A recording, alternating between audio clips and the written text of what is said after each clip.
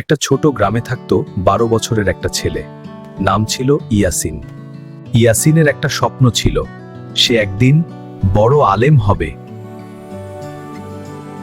কিন্তু সমস্যা হলো, ইয়াসিন খুব গরিব ছিল। তার বাবা ছিলেন না, মা মানুষের বাসায় কাজ করতেন। স্কুলে যাওয়ার জুতা ছিল না, বই ছিল পুরনো, আর অনেক সময় না খেয়ে থাকতে হতো। একদিন মাদ্রাসায় এক ধনী ছেলের নতুন জুতা দেখে সবাই তাকে ঘিরে ধরল। এটা আমার নতুন জুতা। ইয়াসিনের চেরা স্যান্ডেল দেখে কিছু ছেলে হাসাহাসি করলো। তুই আলেম হবি, আগে জুতা কিনে আয়। ইয়াসিন কিছু বলল না, চুপচাপ বাসায় ফিরে গেল।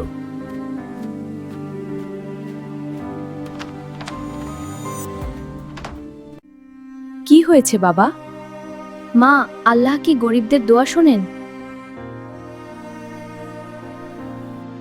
আল্লাহর কাছে সবচেয়ে দামি দোয়া হলো গোপন দোয়া।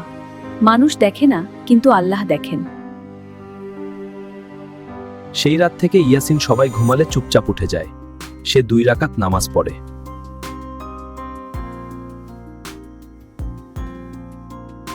হে আল্লাহ, আমাকে জ্ঞান দাও, মানুষের হাসি যেন আমার শক্তি হয়। কিছুদিন পর গ্রামের মসজিদে এক আলেম আসলেন। তিনি ছাত্রদের পরীক্ষা নিলেন। তোমার শিক্ষক কে? রাতে আল্লাহর কাছে চাই।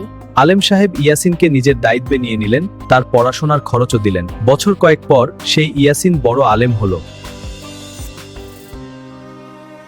তোমার হাসি ছিল আমার দোয়ার শুরু। মানুষের সামনে কান্না করলে মানুষ দেখে, কিন্তু আল্লাহর সামনে কান্না করলে তাকদীর বদলে যায়।